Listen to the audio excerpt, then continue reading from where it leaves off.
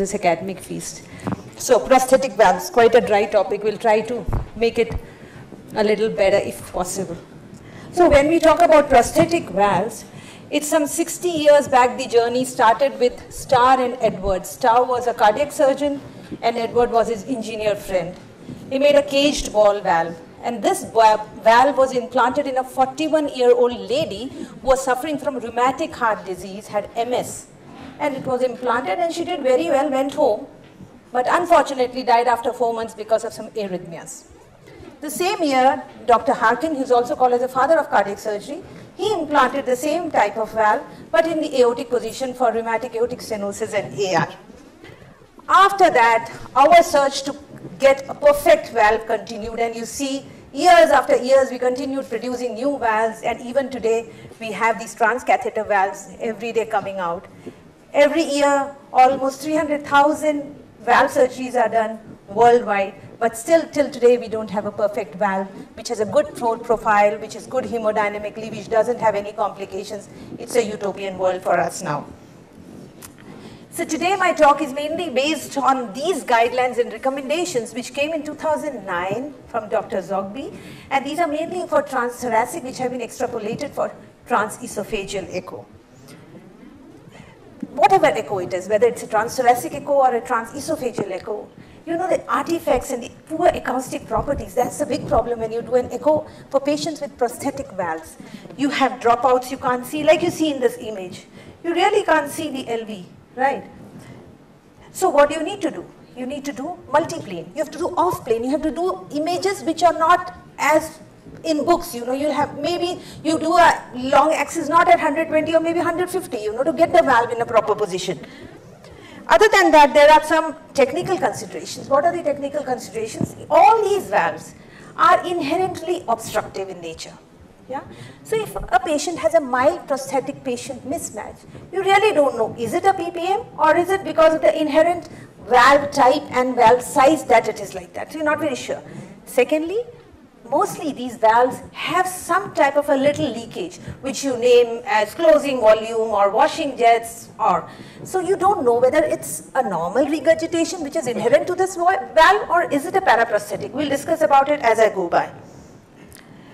So when we talk about prosthetic valves, there are two types of valves we all know, biological valves and mechanical valves, right?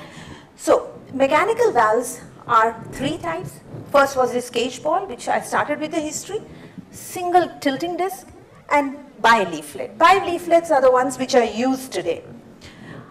On a static image, the cage ball, it has got a silicon ball. It's an occluder. The flow of the blood is in the lateral orifices. Then there is a tilting disc, as you see. There are two asymmetrical orifices and the blood flows through that. And then you have bi-leaflet, which has 4 hinge points and a polycarbon ring. So these are the valves.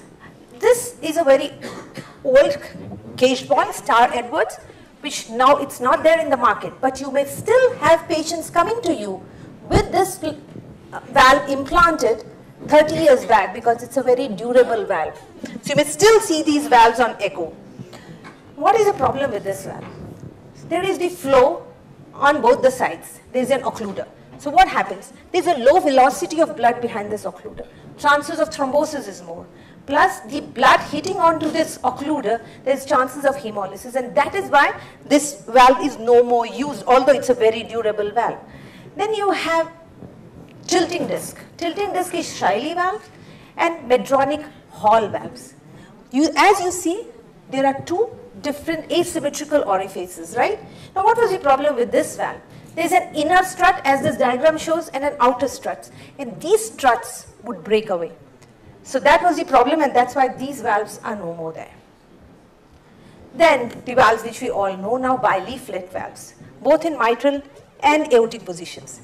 And as you see, the amount of artifacts you see in the LV, and do you see in the color flow the regurgitations, which to a novice can feel that the patient is having a pathological regurgitation.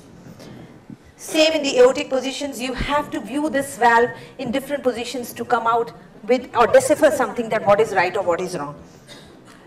Now biological valves. Biological valves can be stented, stentless, 2, Other than that, you have homographs, that means you're taking from the cadavers, or autographs like Ross procedures, and these days you have percutaneous valves. So stented valves, we all know all of us are using Epic valves and Perry-Mount valves.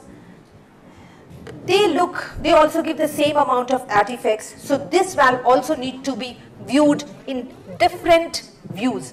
Please never say looking at one view that the person has this. You have to have, even if you don't understand anything from my talk, this is the only thing which you should take home, that we have to view a prosthetic valve in different views. Other than this, you have homographs, stentless. We used to use a lot of stentless valves before, but these days our institution at least doesn't use stentless valves. Trend towards tissue valves is growing. All over the world, like I read somewhere, 48% is mechanical valves and the rest is tissue valves.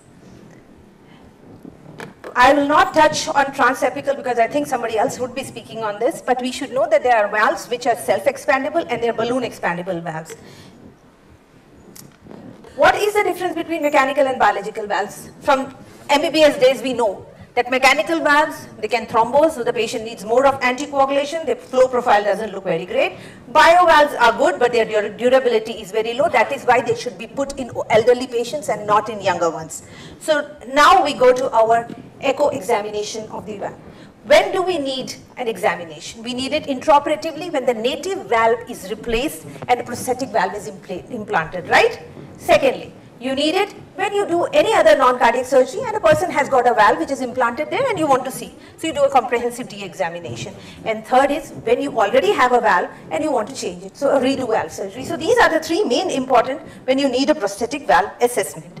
According to AHA and ACC guidelines, if a person has a prosthetic valve and he shows signs and symptoms of prosthetic valve dysfunction, it's a 1C class indication to go ahead and do an echo.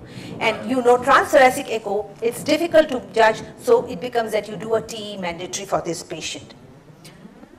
When you have a patient whom you want to do a prosthetic valve echo, what are you supposed to do? First thing, you will see if it's a redo surgery, you see when was this surgery done before? When did this person get a prosthetic valve? What is his clinical signs and symptoms now? What is his body surface area? How is his heart rate? How is his blood pressure? So that's a clinical thing. Then you go on to the structural and functional thing of the valve. So what is the structural thing? How is the leaflets moving? How is the occluder? Do you have any calcification? See, especially if you have a biovalve, and on the biovalve you see a small amount of calcification, immediately you should feel that, there is some structural deterioration of this valve. So you see if there are any echo dropouts on the valve.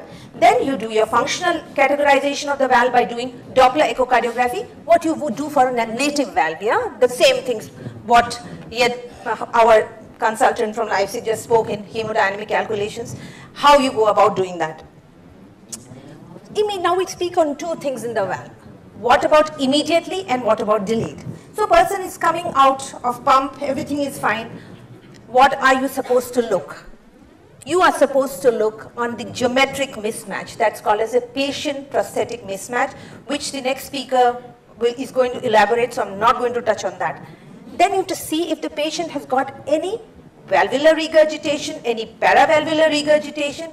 Is the valve functioning well or is it a stuck valve? And what about the other valves? You know, I did an aortic stenosis valve replacement and now I see, there is a huge mitral regurgitation. Why? So that's what you need to see when the person, you come off immediately after bypass in a prosthetic valve.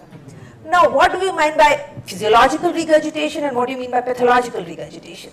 So physiological regurgitation means it is inherent to the valve that there is some amount of leak. Like in mechanical valves, you have washing jets, right? Washing jets so that no thrombosis is produced. And the washing jets are homogeneous.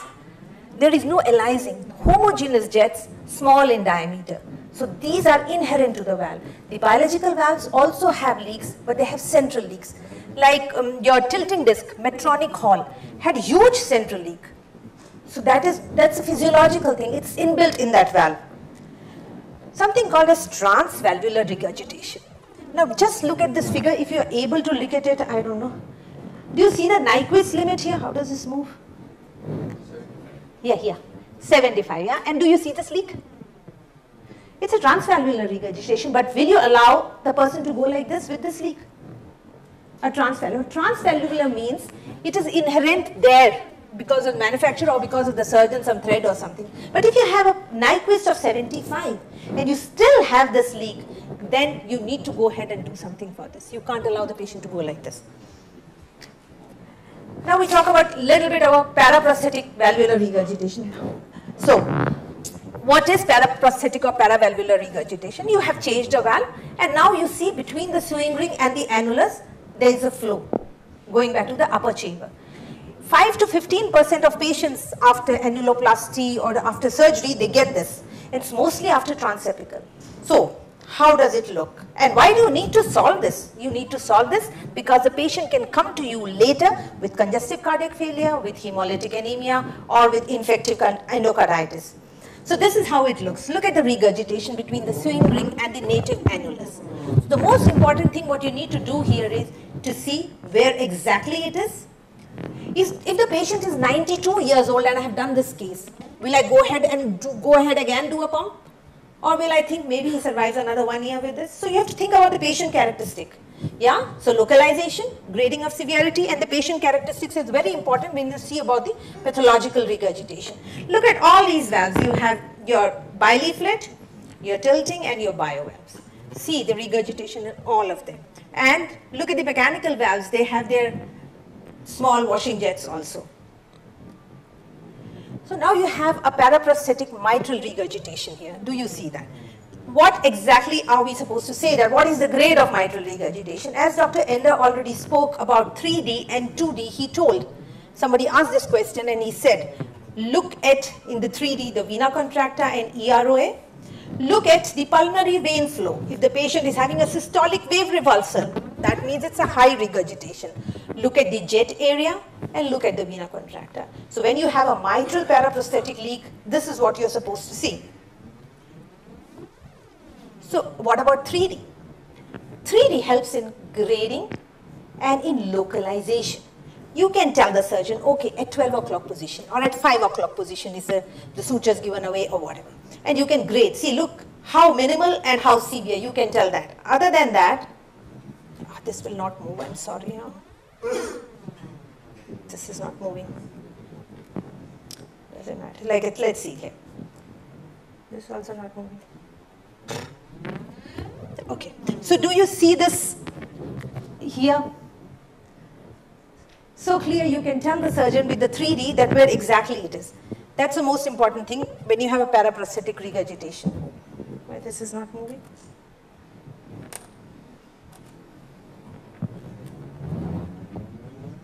आगे नहीं जा रहा. It's stuck. I don't know.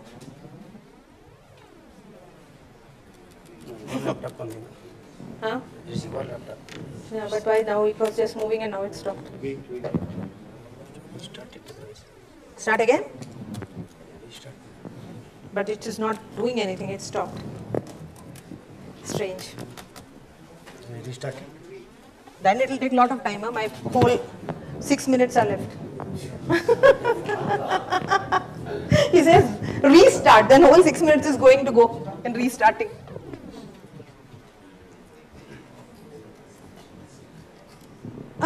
Yeah, now come down.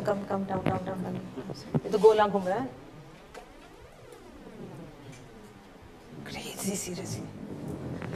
Sir, मेरा ये minus करना minute. I don't know, at least 1 minute. At least. Now it is 5 minutes 51 seconds.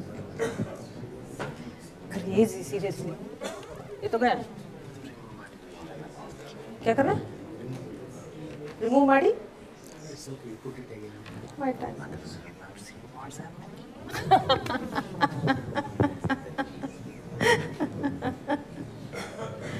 No, what is happening here?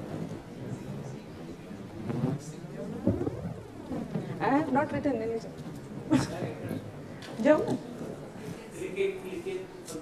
No, that is because the laptop is from hospital, so it's in German. We all have our laptops from hospital. So it's everything in German. അയ്യോ 1.5 minute പോയി. This is what it does. 10. Start talking about Germany, something different. What do I talk? The climate is, how much was the temperature? 36 degrees? No, very warm, very, very warm. Because you don't have fans or anything at home, no? You're not used to that temperature. Very, very warm. What is 23 now? Yeah, yesterday we heard that. Like, it's not working or what? Yeah. Now you program schließen. Now it will start. Wait. I hope. Sir, 2 minutes have gone, huh? 3 minutes gone? Very good. Now we talk about aortic valve paraprosthetic. See, all this is what is written. Even if you are not able to take home anything, just take one thing. VARC criteria, VARC criteria, which tells you that if the circumferential extent of the leakage is more than 30%, it's a severe leak. So 10 to 20%, 20 to 30%, more than 30%. So if that circumferential leakage is more than 30%, you have a severe leakage, right? Rest everything is as native valves, holosystolic, diastolic, reversal, and your pressure half time, everything. But this one is very important. We spoke about the early complications immediately after the OP. Now we talk about late complications. What can you see? Patient can have an obstructed valve because of thrombus or because of pannus. Patient can come to you with endocarditis. Patient can come with a structural valve degeneration of biological valves. Mechanical wear and tear, what I spoke about, the tilting disc valves. Or he can come with a pseudoaneurysma. These are all late complications. What is obstruction? Obstruction can be because of a thrombus. Obstruction can be because of a pannus. What is the big difference between both of them? Pannus is a very slow going process. A patient can have a pannus and thrombus together. It's not that, but pannus is a very slow growing process. And nowadays, when you have thrombus, you give a fibrinolytic treatment, right? You fibrinolyze the thrombus. It can happen that the patient still has a pannus there. Obstruction happens because, thrombus happens because the patient is not taking his anticoagulation properly. His INR is not proper. And they have said that if a patient is not properly anticoagulated, his INR is less than 2. And in the TE, you see some soft density shadow on the valve, on the prosthetic valve, then it has got a positive predictive value of almost 87%. One good thing is, if the thrombus has got a small size of 0.85 square centimeter, the chances that it may emboli or the patient may die is very less. In pannus, the most important thing is the structure is in the inflow site. That's the most important thing which you should remember. It's a small, dense mass as compared to the thrombus, which is a soft shadow. When obstruction is suspected, when you think that the patient is having obstruction, you will see that the motion of the ball or the disc or the leaflet of the mechanical valve is very, very slow. In a biological valve, as I told you in the beginning, there will be some amount of thickening of the leaflets. There may be a decrease in the movement. There is restriction of the color flow of the prosthetic valve orifice. And obviously, when all this is there, the ventricle is going to be compromised. Now this will not move. I'm not going touching because it may not move. So what do you see in this? Do you see something or you don't see at all? Huh? Anything on the valve, anything on the left atrium? Huh? Huh? And valve is normal? Valve is also obstructed, okay? So we go ahead. What is this?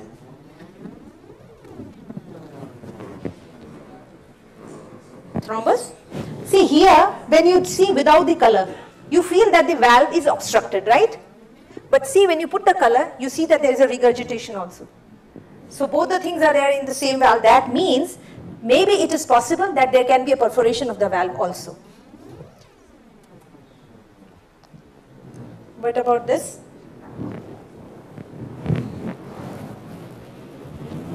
Look at the picture on this side, the color picture. You see the spontaneous echo contrast up. So if you see that, you know that there is something which is going wrong with the prosthetic valve. So,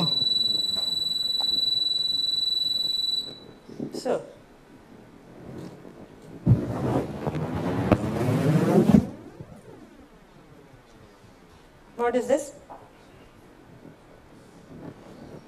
You have a stuck valve, right?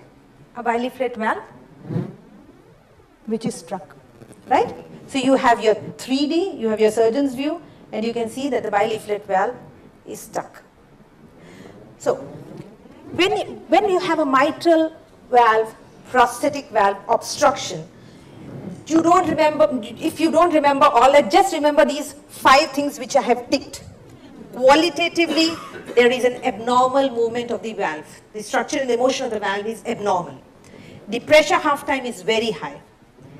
The peak velocity is more than 2.5.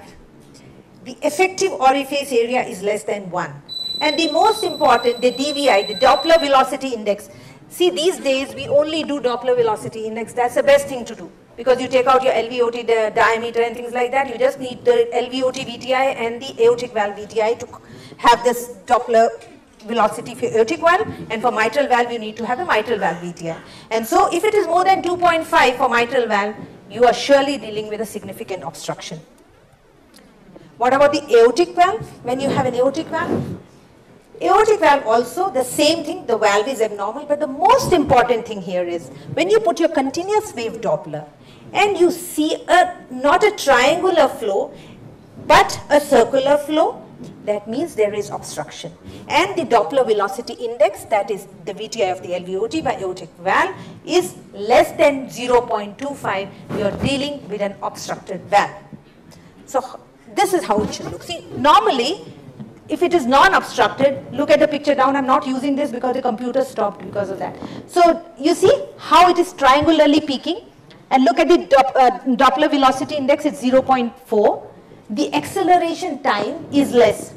See, here the acceleration time is more, here the acceleration time is less. And here, look at this. So if you have such a figure, you have an acceleration more than 180, and you have a DVI of less than 0.18. It shows that the valve is obstructed. Other than obstruction, you can also have endocarditis on the prosthetic valve, right? Which can be small structure which is floating, or it can be huge structures which you can very well see with 2D and 3D. Oh, this is not moving, I don't know. So, see, these are stentless valves. See how good the stentless valve look. They look exactly like our native valves because there are no artifacts, yeah? And this stentless valve has got an endocarditis, and I'm sorry the rest of the pictures are not moving. What is this now? Yeah, I have written the heading, but paravalvular aneurysm. What do I mean by that? See, at times you have this shape of a thing, but it is not pulsating. Do you see this? This is pulsating. What does that mean? That there is a communication between 2 chambers, right? If it was like this without pulsation, then you know there is some pus or something there, yeah? It's some abscess.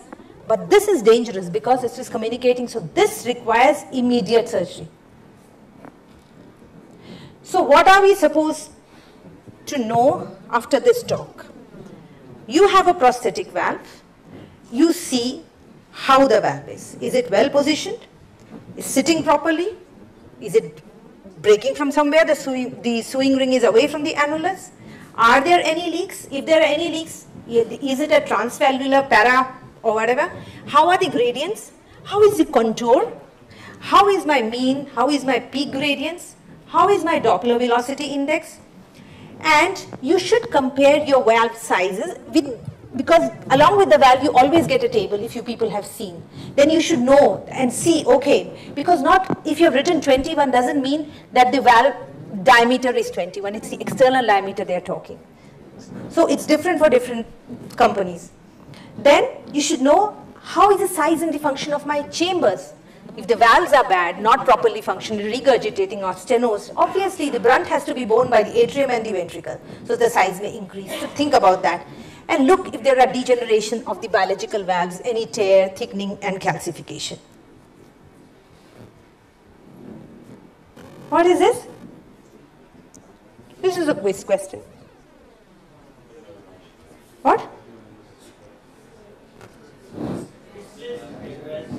displaced valve. Which valve? Yeah, it's a displaced TAVR valve, yeah? Right? So once again, from the team from Leipzig Heart Center, we invite you, we want to welcome you in Leipzig for the ACTA Echo from 27th of June to 30th of June in next year, 2020. We look forward seeing you there. And this is my email ID. If you want my presentation or any questions, you can just mail me. Thanks a lot. So 2 minutes extra, I think.